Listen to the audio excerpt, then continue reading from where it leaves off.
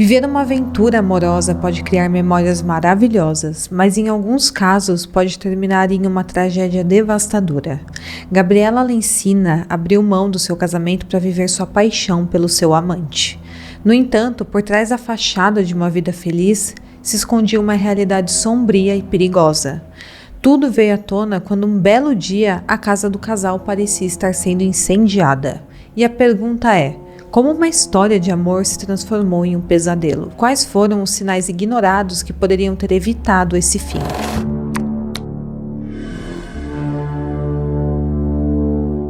Olá pessoal, sejam bem-vindos de volta ao canal e hoje mais uma vez vamos abrir a caixa de Pandora. Antes de começarmos este caso, não se esqueça de fazer parte aqui da nossa comunidade e para isso basta você se inscrever no meu canal que é de graça e rapidinho. Também ativa o sininho para não perder nenhum detalhe das histórias mais intrigantes e polêmicas que desvendamos aqui neste canal. E se você já é inscrito, compartilhe este vídeo com seus amigos que também adoram casos e mistérios. Isso vai me ajudar muito a chegar à marca de 100 mil inscritos. E além disso, considere se tornar um membro do canal, para acesso exclusivo a conteúdos extras. Também não se esqueça de deixar o seu comentário abaixo com suas teorias e opiniões, para a gente conversar um pouco. E para ficar por dentro de tudo que acontece nos bastidores do Caixa de Pandora, me siga na rede social que estará aqui na tela. Bom, então é isso, fique comigo até o final do vídeo e bora para o caso de hoje.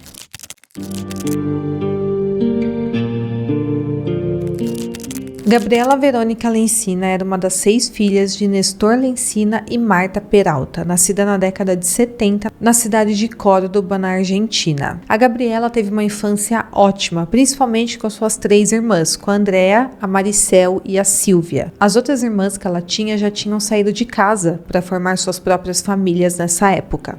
E na adolescência, a Gabriela começou a namorar Gustavo Fernandes. E nos anos 90, ela deu à luz ao seu primeiro filho, o Franco Gabriel. Mais tarde, ainda na mesma década, nasceu sua segunda filha, a Patrícia Inês. Pouco tempo depois, eles acabaram se separando e assim o Gustavo acabou não participando da criação dos seus filhos. Eles eram muito novos nessa época, então o relacionamento não deu certo. E as crianças foram registradas somente com o sobrenome materno. E com apenas 18 anos, a Gabriela já tinha seus 2 filhos e criava os 2 sozinha. Até que ela conheceu um homem chamado Walter Hugo Luna. E não demorou nada para que eles firmassem um relacionamento sério, que acabou logo virando em um casamento. Eles se casaram não muito tempo depois do nascimento da Patrícia e o Walter aceitou muito bem as crianças como seus filhos. Juntos, ele e a Gabriela tiveram mais 4 filhos, o Maximiliano, a Sofia, Malena e a Júlia Luna. A Gabriela se dedicou integralmente à criação das crianças e também aos afazeres domésticos, enquanto a família se estabelecia em uma casa no campo, que era próximo do local onde o Walter trabalhava. Os filhos do casal, apesar de morar no campo, frequentavam a escola na cidade, e a Gabriela era responsável por levá-los todos os dias até o local. E quando ela voltava da escola após deixar as crianças, ela sempre passava na casa dos seus pais. Então eles tinham um relacionamento muito próximo com a família. Um tempo depois, o Walter começou a viajar a trabalho e com isso ele passava semanas longe de casa. E diante de todo esse contexto, em 2014, a Gabriela conheceu um homem chamado Christian Sebastian Videla, que também morava em Córdoba. Apesar de ser uma mulher casada, ela se interessou muito pelo Christian e logo eles começaram a ter um caso. O Christian é um homem que nasceu em 17 de novembro de 1980 e era um dos 3 filhos de Victor Videla e Maria Ignácia Palácios. Ele abandonou os estudos no ensino médio para trabalhar com seu pai no ramo de construção civil e ao longo dos anos ele exerceu essa profissão, mais especificamente de pedreiro, em diversos locais. Em 2003, o Christian se casou com uma mulher chamada Andréa Ferreira, sua namorada da adolescência, e juntos eles tiveram 4 filhos. O casamento do Christian e da Andréa durou 10 anos, e foi um relacionamento um tanto quanto conturbado do início ao fim. A Andréa chegou a denunciar o Christian por violência verbal, e ele já era conhecido por ser um homem com um temperamento muito explosivo. E esse comportamento trouxe problemas ao Christian não apenas em seu casamento, mas também em seu ambiente de trabalho e, na verdade, por onde ele passava. Ele era um homem bastante agressivo na forma de se expressar, principalmente com mulheres, e ele já tinha apresentado também comportamentos bastante inadequados com adolescentes de 15 a 17 anos. Isso aconteceu em uma escola onde ele trabalhou como pedreiro. E apesar desse histórico, a Gabriela manteve um relacionamento secreto com ele por 3 anos, sem que seu marido soubesse. Durante esse período de 3 anos, ela conseguiu manter completamente em secreto esse romance que ela vivia. Mas algo inesperado aconteceu em 2017, e com isso acabou revelando a sua traição. Acontece que a Gabriela simplesmente engravidou do seu amante. Diante de uma situação dessas, não tinha mais como ela continuar mentindo para o seu marido. Ela então revelou a verdade e falou que estava tendo um caso e que agora estava grávida do Christian. O Walter, diante disso, pediu o divórcio e se afastou completamente da Gabriela. A partir disso, ele passou a se recusar a estar no mesmo ambiente com ela e evitou qualquer tipo de contato. Já a Gabriela passou por várias complicações durante a sua gravidez. E para ter acesso mais fácil a hospitais e também clínicas médicas, ela teve que se mudar do campo para a cidade grande. Na cidade, ela contou com o apoio dos seus pais e morou com eles por alguns meses e também da sua filha mais velha, da Patrícia. Pouco depois, a Gabriela acabou se mudando para a casa do Christian, em uma casa que ele tinha na rua Juan Batista Charlone, no bairro Coronel Olmedo, em Córdoba. Eles então finalmente oficializaram aquele relacionamento e no final de 2017 nasceu a primeira filha do casal, chamada Âmbar. E nessa altura, a Gabriela já tinha 7 filhos. Após o nascimento da Âmbar, tanto o Christian quanto a Gabriela se distanciaram de suas famílias. E eles deixaram a responsabilidade pelos outros filhos dos relacionamentos anteriores com seus ex-parceiros. Mas como já é de se esperar em um relacionamento desse, um desconfiava muito do outro. Afinal, ambos sabiam que eles eram capazes de trair seus atuais cônjuges. E com isso a relação deles era muito instável. Os ciúmes e também a necessidade de controle faziam parte do cotidiano deles. Ambos queriam saber cada passo que o outro dava e a relação diante disso começou a ficar extremamente problemática. E claro que com tantas brigas, a vida do casal era muito sufocante. E o maior controle partia do Christian. Ele era extremamente ciumento. Porém, mesmo assim, o Christian se encontrava secretamente com a sua ex-esposa Andrea e levava a filha que ele teve com a Gabriela, a Âmbar, para a casa dela sem o conhecimento da Gabriela. O Christian, como eu falei, ele era um homem bastante explosivo e violento. E diante de um relacionamento muito conturbado, dia após dia, a Gabriela ficava cada vez mais infeliz e sem entender como sua vida tinha chegado àquele ponto. Basicamente, a vida dela passou a girar em torno da sua casa e também dos cuidados da Âmbar. O Christian não permitia que ela saísse sozinha de casa. E ele foi se mostrando cada vez mais controlador, tanto que quando as coisas não saíam como ele queria ou quando ele tinha alguma crise de ciúmes, ele chegava a bater na Gabriela. Em 2019 a situação melhorou um pouco, principalmente quando a Gabriela começou a trabalhar como babá. E com esse emprego ela começou a se sentir mais útil e independente. E com isso ele também permitiu que ela saísse de casa com mais frequência. Mas ainda assim o Christian dava um jeito de manter o controle sobre ela. Então ele sempre a acompanhava até o seu trabalho para garantir que era lá que ela estava indo. E quando ele não podia ir acompanhá-la até o trabalho, ele pedia que alguém da sua confiança fosse no lugar dele. Os vizinhos do casal ouviam sempre as intensas brigas que aconteciam dentro daquela casa. E em várias ocasiões, quando as agressões pareciam ter saído do controle, os vizinhos tentavam intervir na situação. Porém, infelizmente, a Gabriela, nessas ocasiões, protegia o Christian. E ela dizia que os vizinhos não deveriam se intrometer na vida deles. Com o tempo, os vizinhos acabaram desistindo de tentar intervir, porque nitidamente ali era um relacionamento muito abusivo. Em 26 de novembro de 2020, a Patrícia, a filha mais velha da Gabriela, fez uma denúncia anônima para a polícia. Ela fez isso após ser alertada pelos vizinhos de que mais uma vez sua mãe havia sofrido agressões físicas do Christian. Os policiais chegaram a ir até a casa do casal para verificar se tudo estava bem, porém, como sempre, a Gabriela acabou ficando do lado do marido. Em situações como a da Gabriela, é muito difícil de conseguir ajudar. Afinal, a própria vítima não enxerga quem é o seu algoz. Ou então até enxerga, mas espera que um milagre ocorra e a pessoa mude o seu jeito um dia. Quando, na verdade, o melhor a se fazer numa situação dessa, com uma pessoa violenta e descontrolada, é manter o máximo de distância. Porém, não era isso que a Gabriela queria. Todo o relacionamento da Gabriela com Christian, desde o momento em que se conheceram até na época dos fatos, durou 7 anos. E tudo isso nos leva ao dia 26 de dezembro de 2020, exatamente um mês depois que a filha da Gabriela havia chamado a polícia para socorrer a sua mãe. Dessa vez, infelizmente, a situação acabou tomando um rumo muito mais trágico. Era um domingo comum naquele dia, quando por volta das 8 horas da noite, os vizinhos do bairro Coronel Almedo, onde eles moravam, ouviram gritos vindo da casa do casal. Dessa vez, os gritos eram muito mais altos do que o de costume e parecia de muito desespero. Mesmo já estando acostumados com aquela situação, dessa vez os vizinhos perceberam que algo pior estava acontecendo dentro daquela casa. E finalmente eles decidiram chamar a polícia. Ao mesmo tempo, o próprio Christian ligou para Patrícia pedindo que ela fosse até a casa o quanto antes. Em algumas entrevistas depois dos fatos, a Patrícia contou que durante a ligação ela conseguiu ouvir os gritos de dor que a sua mãe estava dando aos fundos. Enquanto isso, a voz do Christian na ligação permanecia muito calma e sem qualquer preocupação. E sem pensar 2 vezes, ela foi para a casa da sua mãe. Graças às várias ligações feitas pelos vizinhos, a polícia chegou muito rápido ao local. E a cena que encontraram era de um horror absoluto. A Gabriela, aos 43 anos, estava coberta de queimaduras graves.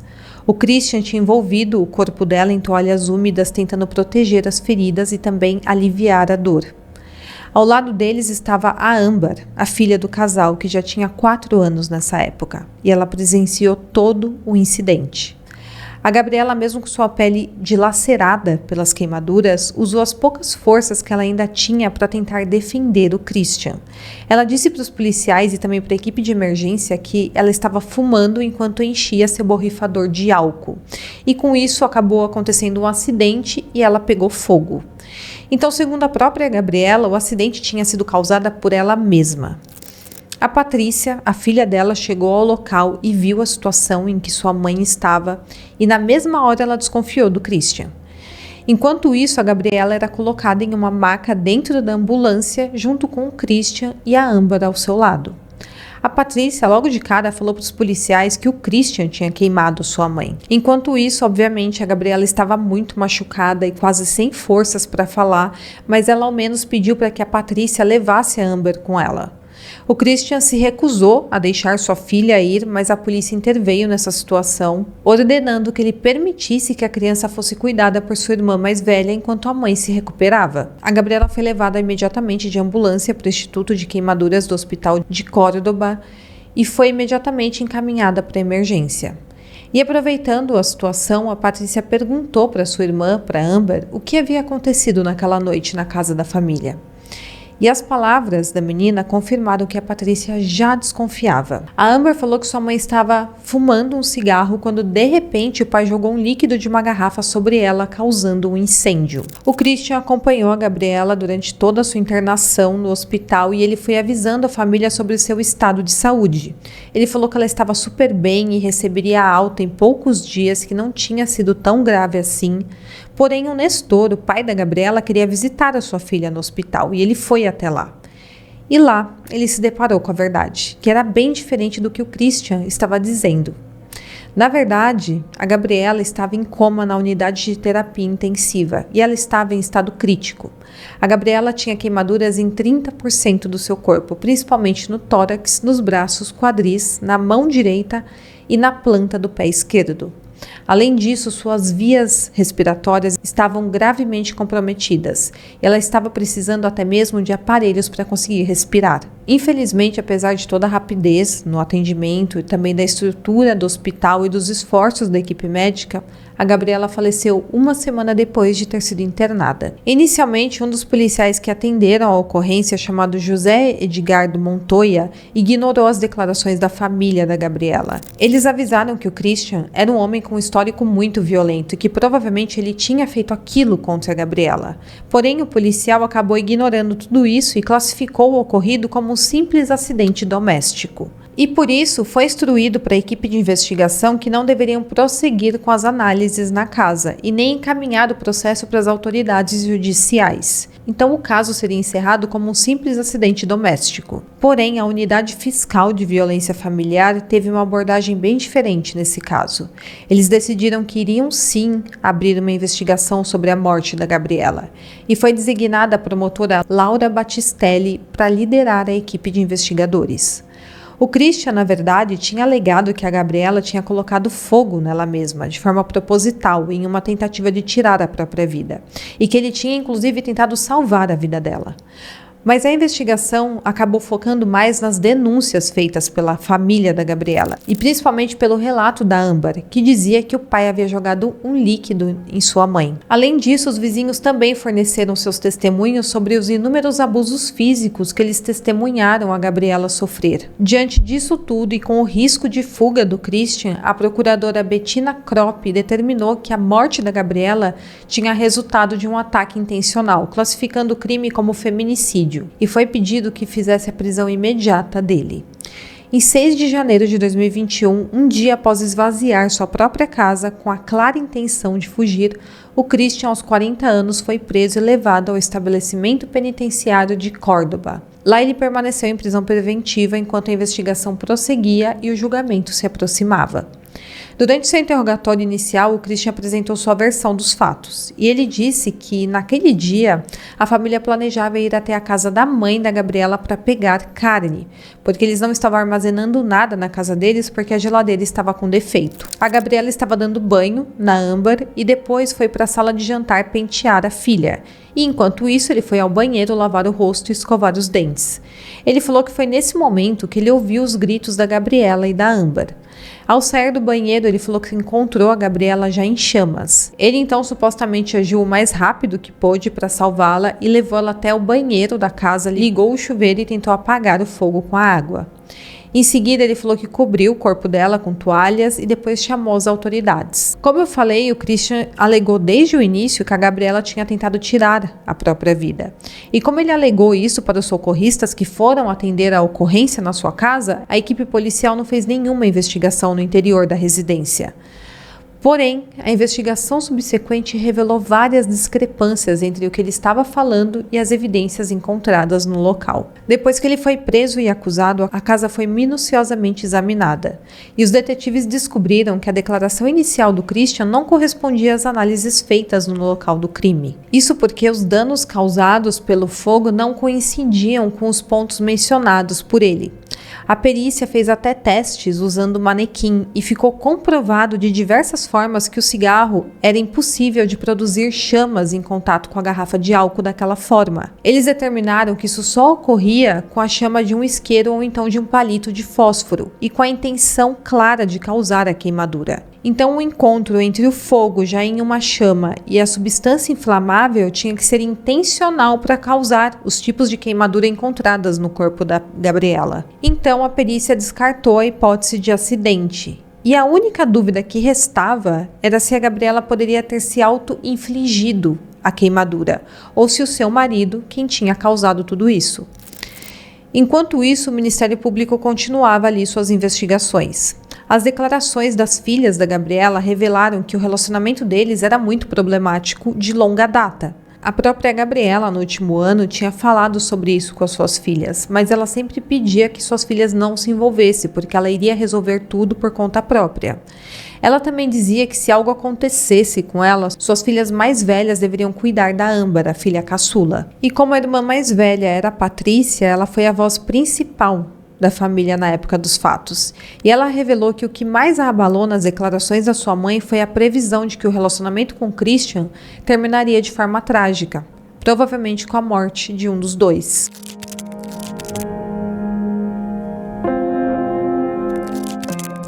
No dia 8 de agosto de 2022, às 3h30 da tarde, o julgamento do Christian Videla teve início. Ele foi acusado de homicídio duplamente qualificado e violência de gênero contra sua companheira e mãe da sua filha mais nova. Durante a primeira audiência, o Nestor e a Andréia Lencina, o pai e uma das irmãs da vítima, juntamente com a Patrícia, prestaram depoimentos. Todos falaram que estavam extremamente tristes em ter que reviver tudo aquilo no julgamento, mas aquilo era necessário para que o Christian pagasse pelo que aparentemente ele tinha feito. No fim do primeiro dia do julgamento, os familiares da Gabriela aproveitaram para clamar por justiça diante da imprensa. E eles apontaram várias contradições nas declarações do Christian e também em como todas as evidências apontavam a ele como culpado. A promotoria apresentou ao júri e ao tribunal o relatório do perito que avaliou psicologicamente o Christian e diante disso foi revelado que ele tinha uma personalidade egocêntrica e narcisista e que ele priorizava sempre os seus desejos acima dos de qualquer outra pessoa. Os depoimentos mais impactantes do julgamento foram dos paramédicos e bombeiros que atenderam a Gabriela no momento do incidente. E o Corpo de Bombeiros também falou sobre os testes feitos nos manequins, que tinha concluído que o cigarro não tinha sido a causa do incêndio, descartando assim a hipótese de acidente. Os relatos também dos membros do Instituto Médico Legal foram muito significativos, detalhando a terrível dor que a Gabriela sofreu devido às suas queimaduras. Então eles relataram como a morte dela tinha sido extremamente dolorosa e tudo isso foi usado de evidências contra o Christian. E como dito antes, o Christian havia sugerido ao ligar para o número de emergência que a Gabriela tinha ateado fogo em si mesma. E para confrontar essa versão dele, foi realizada uma autópsia psicológica. Então, especialistas entrevistaram vários familiares da Gabriela para avaliar se o estado mental e emocional dela antes da morte era exatamente esse, de uma pessoa que tiraria a própria vida. E o estudo concluiu que, apesar da possível baixa autoestima que ela tinha, decorrente da violência constante que sofria, a Gabriela não tinha perfil de alguém que tiraria a própria vida. A única testemunha ocular desse crime era uma criança de 4 anos, a filha da Gabriela. Ainda assim, ela disse o seguinte na época dos fatos: papai estava jogando algo na mamãe, ela tinha fogo, papai estava jogando algo nela.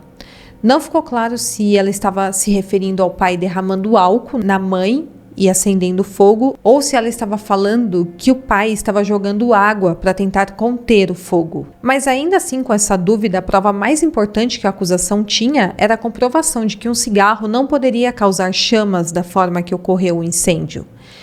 E diante disso, a hipótese de acidente e da Gabriela ter tirado a própria vida foram completamente descartadas. E sobrava apenas a hipótese mais plausível desse caso, que o Christian tinha causado propositalmente aquele fogo para tirar a vida da sua esposa.